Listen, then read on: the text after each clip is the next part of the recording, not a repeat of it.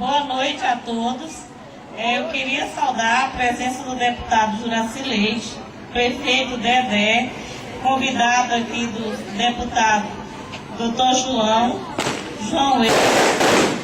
os nossos vereadores, secretários municipais e, claro, a população aqui da Cachoeira, que são os maiores beneficiados dessa obra, que é o primeiro posto de saúde na administração do Dedé, mas com certeza esse vai ser apenas o primeiro, mas muitos ainda vão vir, porque outras comunidades iguais à Cachoeira também necessitam do atendimento dentro da sua própria comunidade. Eu sei que hoje, para vocês todos, é uma grande alegria.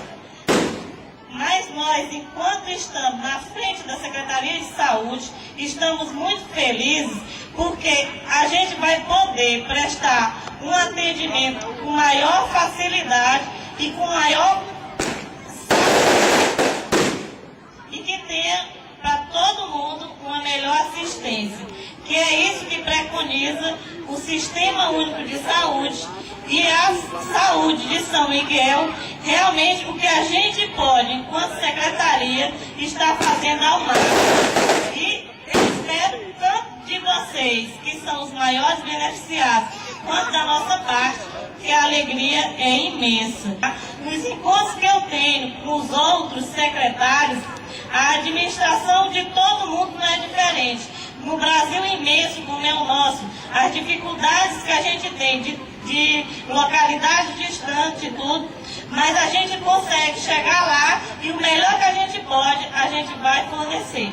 Eu gostaria de agradecer e dar meu muito obrigado ao pessoal da Cachoeira, e que hoje eu estou muito feliz, porque é a primeira obra da administração do Dedé e na minha administração, frente à secretaria, mas eu tenho fé que a gente vai conseguir fazer muito mais. Muito obrigada.